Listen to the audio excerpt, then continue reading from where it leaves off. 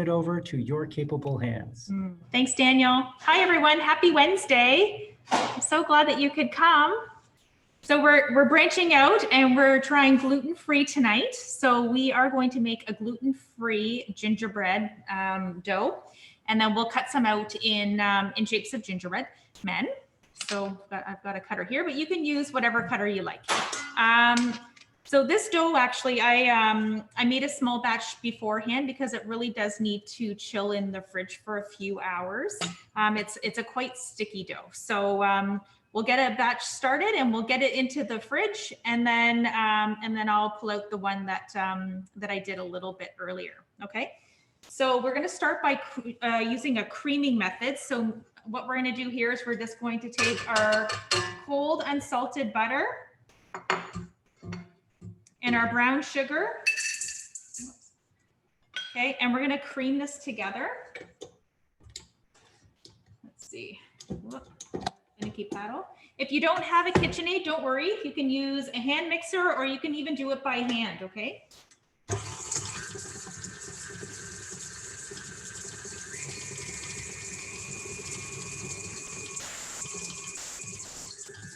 So remember, if you do have a stand mixer, you always want to start on low and then work your way up, especially when you're using some kind of a dry ingredient like flour.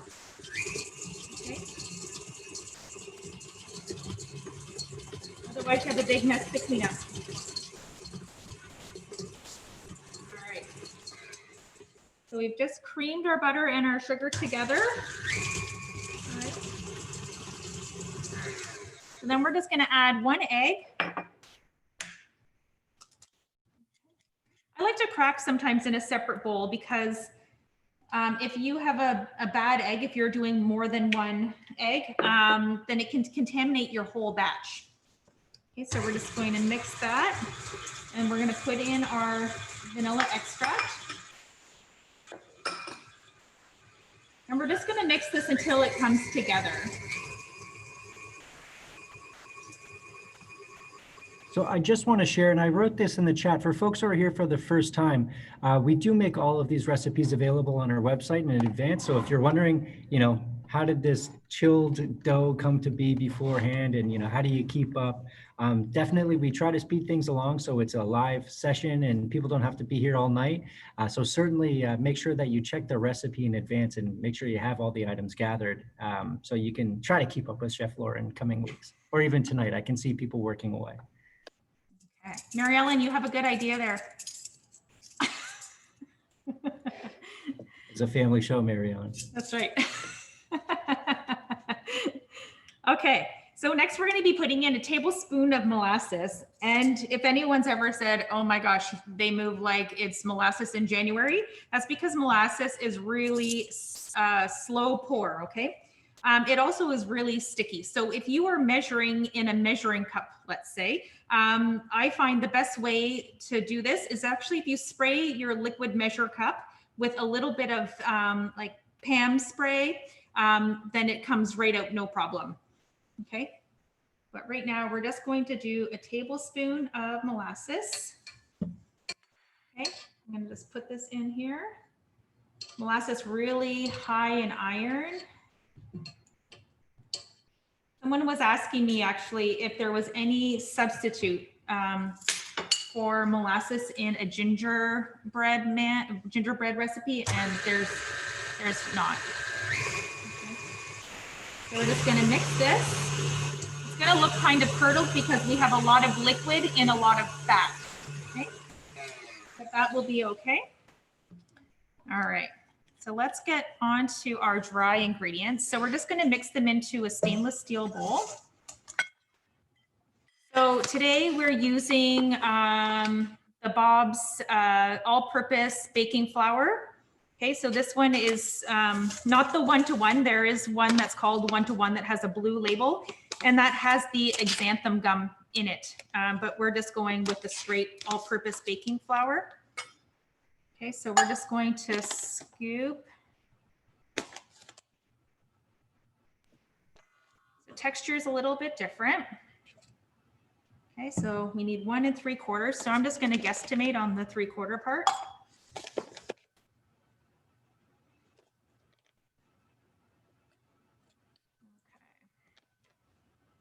This dough will be tacky and sticky. Okay, don't be alarmed. Okay, so there No, we is go. that because it's the gluten-free, like that's why it's tacky and sticky dough? It tends to be a sticky dough regardless if it's gluten-free or not. Okay. Okay, so then in this bowl here, I've got the mixture of the cream of tartar, the cinnamon, the ginger, the allspice, the salt, baking soda. And then I'm going to put in a teaspoon of our xanthan gum. So there's a lot of different thickeners out there if you're gluten-free. This one tends to be the most versatile. It can gel nicely in things that are hot or cold. Okay, if you're vegan, you can use agar-agar, and that's great too. That one takes place more of a gelatin type thing. So if you're making a mousse, that kind of thing, I would use agar-agar if you're making marshmallows. But the xanthan gum is probably a little bit more versatile for hot and cold. The only thing when you're using this is you don't want to contact the gum with your liquid right away, because it starts to gel immediately. Okay, so we're just going to be mixing it in with our dry ingredients. And there's a lot out there too. There's like guar gum, that kind of thing. And that tends to be used more in things that are cold, like ice cream. But I would say that this one would probably be your most versatile. Okay, so that's nice and mixed up. So we're just going to put that all into our wet. So again, if you don't have a mixer, that's okay. Let's do it by hand. And remember, if you are, just go on low. You can make this dough ahead of time too and stick it in your freezer, or it will last in your fridge for a couple of days. And it stays quite soft, so you can keep it in the fridge until you're basically ready to roll out on your counter. Okay, so pretty easy. So you guys can see here, I'll just kind of get the dough out. So it's still very soft dough, very pliable. Okay, so what we're gonna do is we'll just wrap that up in some saran wrap, and then we'll put it in the fridge. Okay, does anybody have any questions so far? Yes, Daniel. Yeah, so I mean, I know a lot of people requested gluten-free last week, so I'm curious if there are folks who have like keep a gluten-free diet, and if they have any good tips on like a good local gluten-free bakery in Oakville. I'm seeing none. I'm seeing none. No takers. You're a baker, Chef Laura. Is there any great? Oh, Chris Noon says sugar sweet on Lakeshore. Mm-hmm. They do. They have some really great gluten-free desserts, and there's also a place in Burlington called Turtle Doves, I believe, and they also have a wide range of gluten-free. Yeah, I was going to say I knew of those two. Yeah, Shayna wrote that in as well. Turtle Doves and Kelly's. Oh, and Kelly's Bake Shop too, right? If anyone makes it all the way out to Hamilton, there's one called Trish's gluten-free bakery on the mountain. Is just unbelievable. Ooh, I'll have to make a special trip. Julia's Joyful Kitchen in Oakville. Oh, where's that? I've never heard of that one. Julia's Joyful Kitchen. I don't know. That's from Chloe. Oh, good to know, Chloe. North of Dundas. Okay. Nice shot. Shout out to those bakeries hustling for us gluten-free folks. Appreciate that. Yeah. Shayna has written in a question. If you have one-to-one bobs, do you leave out the xanthan gum? Yes. Yes, it's already incorporated. Another thing too with allspice, if you don't have allspice in your pantry, I don't think that's a very popular one except for when you might be making apple pie. You can actually just make your own. It's just a combination of cloves, nutmeg, and cinnamon. Okay. All right. So I made this ahead of time. So I labeled and date, and then we'll start rolling. So this one's just coming out of the fridge. Let me just get a little bit on my counter here. So Chef Laura, Yes. let's say someone put in the xanthan gum with the Bob's 1-in-1. Will this impact things terribly? No, it should be fine. Basically what the gum is doing is kind of taking the place of the glutenin and the gliadin, if we want to get technical. And it's just basically taking, making it a little bit more stronger, like you would find in a gluten strand, but in a non-gluten product. So what can they expect, I guess, from their gingerbread? It just might be a little bit more, not tough, but I think it just might be a little bit more harder. Does that make sense? Yeah, like dense? Dense, yeah, maybe a little bit more dense, but maybe just a little bit more of a chew. Does that make sense? A bagel cookie, they say. That, yeah. Yes. All right. So I'm going to sprinkle some flour here. So this dough just came out of the fridge. So it's, you can see that it's still pretty soft. Okay. I'm just going to flour the top. All right. So gluten-free is definitely not my specialty. I'm in the process of learning more about it. So feel free with comments. Done a few gluten-free cakes. And I just tried actually a vegan royal icing, and you make it with the syrup in the can of your chickpea, from your chickpeas. So that was actually quite interesting. So you drain out the chickpeas from like chickpeas in water? Yeah, so the liquid that the chickpeas are in, then you use that as your egg white. That's kind of cool. Yeah, it's very interesting. Okay, so again, when you're rolling, you just want to move your dough on the table to make sure that it's not sticking, so that it doesn't stay stuck when you're cutting and trying to get your shapes off. So we're looking just for an even thickness. I would say maybe, I don't know, about 1/8 of an inch, 1/4 of an inch. So not too thin, but not too thick. Okay. Take some of the flour off. Okay, how's everyone doing? Okay. A lot of cameras have gone off. I think you've zoomed past everyone, which is okay. Okay. Is the chickpea goop? Yes, yes, Sheena, it is. And it does look like goop, doesn't it?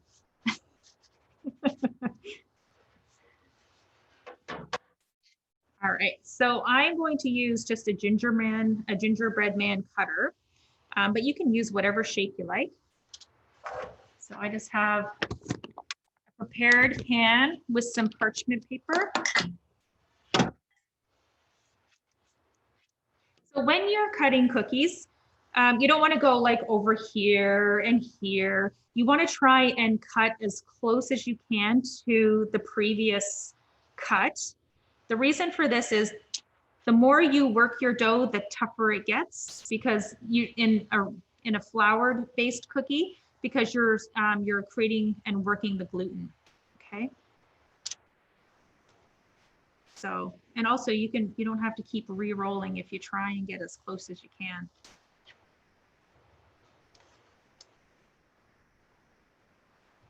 Okay. So I'm just going to do 6 on my tray. You can see I've just got a little bit more. Make sure they're nice and even in thickness. So someone actually had asked me a good question earlier, and they were asking me, can you put different size shapes on your baking tray? And the answer is you can. Preferably you have all the same size on one tray because they will take the same time to bake.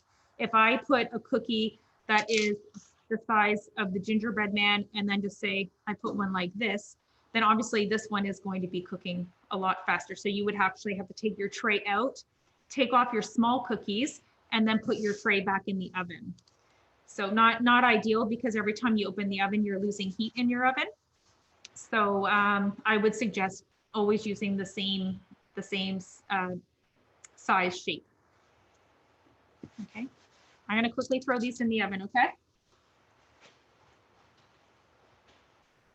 Yeah, absolutely. As we always do when Chef Laura sneaks away, we try and talk about what could be coming up in our future weeks. So we have a few more weeks left in the 2020 year, fortunately, obviously. Any suggestions on things that you'd like to see Chef Laura bake on our Thursday evening meetups? Feel free if you want to unmute your microphone or just write in the chat. I know that we still have some interest in doing some more rescued food examples of, you know, how to make the most out of food that's maybe gone past its date of sale, or things that we can kind of stretch out to make a bit more food with some things that we have left over. I know that there was a lot of requests for foods that can be frozen in previous weeks, but feel free to add anything in the chat or take off your mic if you have any other suggestions. And if anyone has any, oh, sorry, Mary Ellen. That's okay. What I'd like to see, Laura, because you're so amazing at it, is how to ice things. Ooh. Like okay. your piping and how to actually make that icing so it stays on the cookie and doesn't run off the side, and how do you pipe so finely, that sort of thing. Oh, that's a great idea. We could probably even do that next week if everybody's interested. We were actually discussing that earlier about just teaching some different piping techniques and how to get your icing the right consistency to put on sugar cookies. So maybe next week, what we can do is, if everyone has their cookies, their dough made, cut and baked, and then we can do some piping exercises. Would that be okay? Getting a lot of echoing from our chat from that. Chris and Leanne and the Hallmans are all into that. So basically, in advance, we would post your cookie recipe, and then everyone would just basically come online with their tools and learn how to do some piping. Kylie's also into that. Perfect. Cool. And then actually, I'll also give the recipe too for royal icing, so that can everyone can have the ingredients for that as well. Yeah. There's a suggestion as well about a gluten-free pot pie. Perfect. Or even, and I love this idea of doing some, you know, what to do with some Christmas leftovers, like how to kind of repurpose the leftovers from Christmas dinners. Albeit this year's might be smaller, but maybe even more leftovers. Yeah, and I think Chris, you had a good idea. I saw come up about a chicken or a pot pie idea with leftovers. That's a great one. And Chef, if you're able to list the piping tools when you send over the recipe, that way we can put that online too, so people can kind of see what they need piping tool wise. And maybe if we can suggest some, so people don't have to go out and, you know, clean out Michael's, if there's some things at home that they can do. You know what we can do? We can also just do, I actually prefer not to use tips on my piping bags when I'm piping on cookies. I actually use a tipless bag. Okay. So if you wanted to hit Bulk Barn or Michael's, they do have the disposable piping bags that you can buy. So all you would just need are scissors to cut the bottom. Great. So we'll list that. We will list that all online. So people, yeah, they can join in. That sounds kind of neat. Oh, fun. Great suggestion. And just know that it's practice makes progress, as one of my good friends say. And they're going to taste the same anyways. It takes a lot of practice to have nice even lines. I'm still practicing too. All right, so I'm just going to use the leftover in my dough here. I'm just going to cut out a few more shapes. And then even if you just wanted to cut them, you could put them on a tray in the freezer and freeze them. and then tuck them away. And then, you know, an hour before you have people coming over, you can just pull them out of the freezer and put them on a tray and bake them at 350. Okay.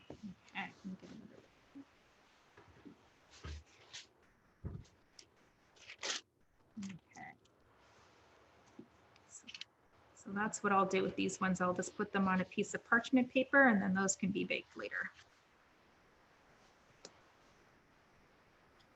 Hey, speaking about cookies, did anyone go ahead and prepare last week's shortbread cookies after the session? And if you did, how'd it go?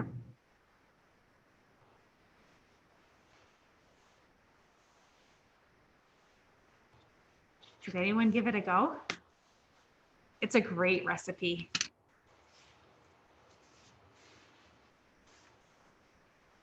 That one, I really love that recipe. And if it was good. It looks yay. it looks like the Hallmans, Leanne and Chris did. Oh, awesome. In-laws destroyed them. Sometimes I like to infuse a little bit of food grade lavender in with my butter and make a lavender shortbread. It's quite nice. So basically what you would do if you have a mortar and pestle, and you can actually grind up your the lavender. If you don't have one, like I don't have one, I have a rolling pin that is, I've got a baker's pin that's just has no handles. So I actually just put it in a bowl and I grind it up quite fine. And then you can mix it in with your butter and then you let it set overnight. It's a kind of a different variation. So there was a question regarding where to find that recipe. I've just posted the link there in the chat. That's the same area where you can enter the Zoom rooms. So if you just scroll down, there's a drop-down tab, and it's recipes from Chef Laura Strath, and that's where we will post them by each Monday evening before the Wednesday session. Okay. How's everyone's cookies coming along? Is everyone in the oven? Oh, it looks like Oma made the shortbread yesterday as well. Oh, great. Which went well. Yeah, and remember it freezes really well. It's probably all gone. So when you are finished using your rolling pin, remember never to submerge in water. You just want to use a dry cloth to wipe it off. If you have stuff that's stuck on it, sometimes gingerbread can be very sticky. All you can do, you could just take like a plastic scraper or a spoon, and then you can take everything off, okay? But never ever wash your rolling pins in water. Okay. All right. And then you can even save these ones for next week if you wanted to pipe on them next week. Yeah, it'll be fun. That's a really good suggestion though. Royal icing, I tend not to put it into the freezer, but you can if you wanted to give it a try. I know lots of people have had success with it, but mine tend not to last that long, that they stay in the freezer.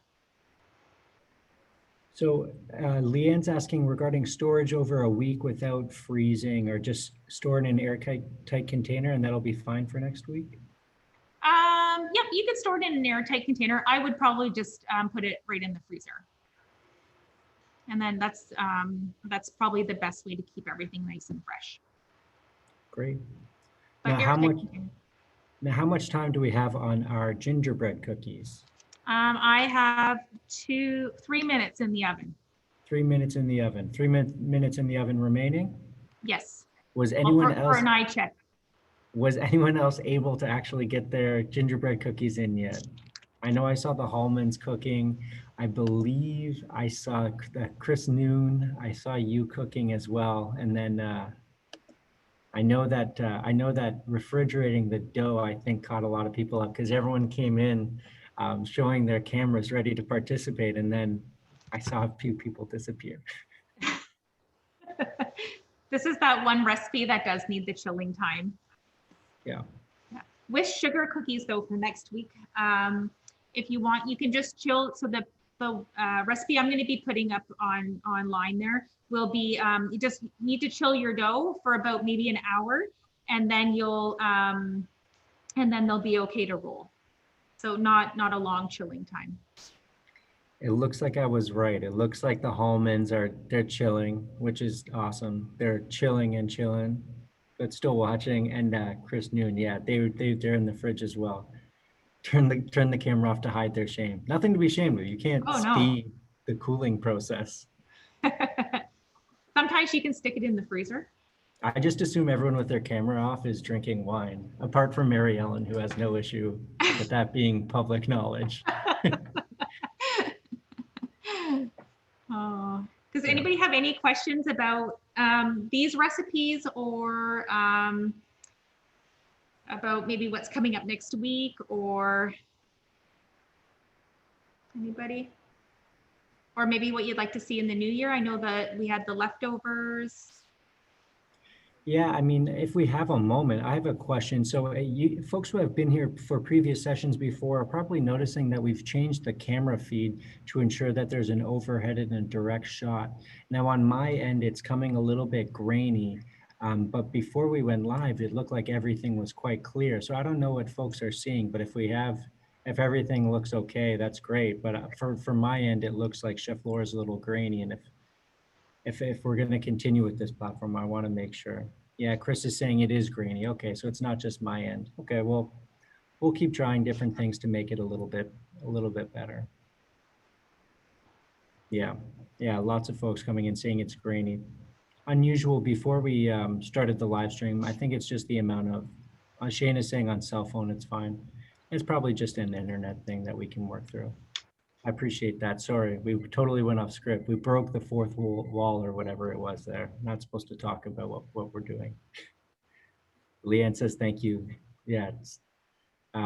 So for those of you who might have missed our first week of virtual programs, we are very, very fortunate to be able to offer community programs, especially now during a pandemic, but offering programs virtually was not the trade of which that we were selected for. So this has been a learning curve for all of us. So we're really grateful for everyone who's stuck with us or even who's joining us late. We're so happy to be able to provide community programs virtually for free. And we're happy that residents still show up. Oh, thank you. All right, looks like we have some out of the oven. We do, they smell so good. So a little bit brown, which is perfect. This is what we want. We want nice golden color. You can see that they've got a little bit of a rise. Thank you, baking soda. So also a good way for you to test, instead of like trying to get your spatula up and look at the bottom, is it golden? A good rule of thumb is if you can move your hot cookie on your tray like so, then you're good to go. Okay. Because sometimes if you try to pick this up, then you break the arm, or if it's a very delicate design, then it's very fragile. But yeah, this is a good sure sign that everything's good. So we're going to let it cool on the tray, and then once they're fully cooled on the tray, then you can store them. Okay. Everybody good? Awesome. I know we had talked about doing maybe some fancy holiday decorations. Were we able to come up with some suggestions for how folks can make these beautiful? Oh, with the packaging, Daniel, or with? Yes. Well, they have some lovely online stores that have the nice window boxes. You could use those. Deferring to Etsy? Yeah. Or Pinterest. Or Pinterest, yeah, that's the one, yeah. Yeah. It's like the tunnel of 2 hours of looking for something and then not finding the thing that you really went on for. How it branches. Yeah, no, it's great. They've got great ideas. Like even for the shortbread last week, you can put those in a nice cello bag with ribbon. You could put them in a mason jar. You could find the nice, like the little parchment bags. Or if you're really environmentally conscious, you could actually buy the beeswax wraps and have it wrapped in that. So it's kind of like 2 gifts in one. My suggestion that I was sitting on all week is if for a gift for Gingerbread Man, if you were going to drop these off at your loved ones' homes, I thought it would be really cool to give the Gingerbread Man like a little mask situation. I think that would just be the most 2020 gift you could provide. Joanne is asking, how should these be stored? So once they're cooled down, you can put them in an airtight container, and I would say that a week should be fine. But I would probably put them in the freezer myself, just because then it just seals in the freshness. But you could do either or if you don't have a lot of room in your freezer, you can also put them in a Ziploc bag once they're cooled completely. Could you use them as a treat? That is a good question, Tanya. Usually, if you're going to use a gingerbread man as a tree ornament, that is a whole different recipe. This actually has butter, so it will tend to go rancid after time, but there are certain recipes out there for gingerbread men that are tree ornaments that you can actually shellac. Yeah, my wife just made them as gifts. Like we're doing the same thing, doing baked gifts to pass around. We let our daughter like paint them in, and she used, I think it was just flour and a lot of salt to ensure that it really dried out and that it would last on the tree. Yep. Yeah, that was a really good question. These smell really good.